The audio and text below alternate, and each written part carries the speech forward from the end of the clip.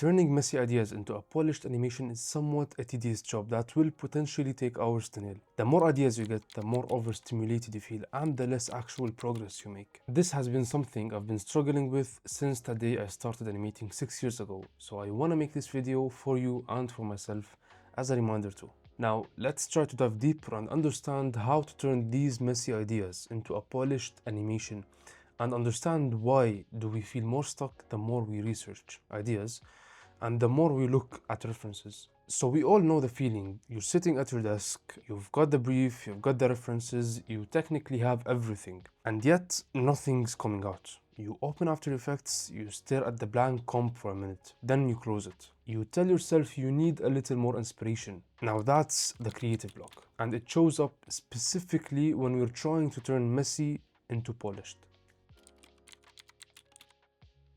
There's actually a name for what your brain does during that spiral. Once you understand what you're going through, it will change how you see every creative block. There's something called the paradox of choice. A psychologist built a whole framework around it. The core idea of it is simple. The more options you have in front of you, the harder it becomes to commit to any of them. Every option carries the weight of every other option you'd be rejecting. So your brain stalls. Committing means closing doors on everything else you saw. And your brain hates closing doors. So what we need to go through now is a process of elimination, aka closing unnecessary doors. We go on Miro again and we start organizing out ideas. I batch the ones I see potential in and I delete the ones that feel off. Here we're trying to close open loops. All the ideas and references we have were all open loops that are subconsciously taking away from your mental energy.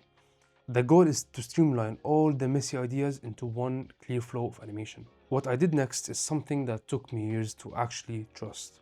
I imposed something that I like to call a strict filter on every decision I'd make from this point forward. I realized that consciously limiting decisions will help you be more creative. And it does sound ironic, right? But hear me out. When your brain is free to go in any direction, it freezes. And when you purposefully make every decision go through a specific filter, suddenly half the noise disappears. Your decisions get faster and overall you think more efficiently. Once you try it out for yourself, it will make complete sense. Okay, now that we have the flow of the animation, we want to take it to Illustrator or Figma, depending on what you prefer. And we start designing it using the specific guidelines given by your client. Having each frame side by side will give you a clearer picture of the entire animation before you even open After Effects. This is what happens next, and if any motion designer who's been doing this for a while will know what I'm talking about.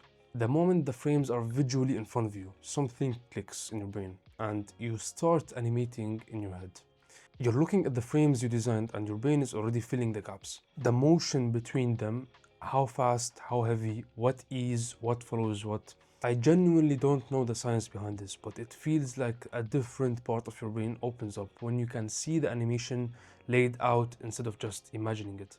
The whole thing just starts looping in your head, and by the time you actually open After Effects, you don't really have one way to animate it. You have like 10. And with time you realize that there are levels to how you can animate the same exact thing. When you start out in your career, you're just trying to make it work.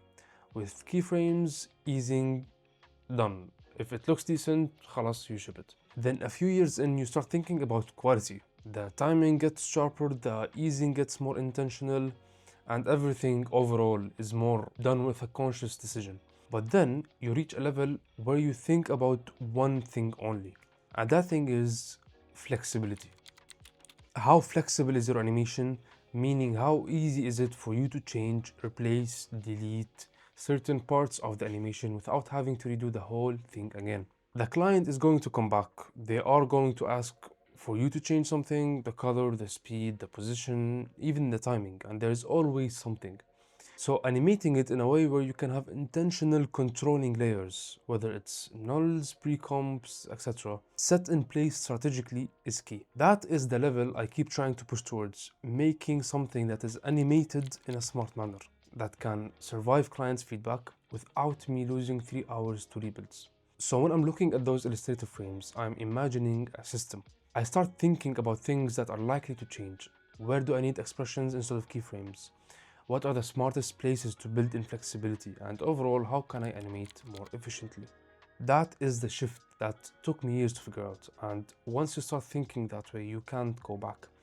You start saving hours every project you take, and it starts compounding from here. This is how you turn a messy idea into a polished animation with a clear process. If you did like this video, don't forget to like and subscribe, and stay tuned for more. Peace.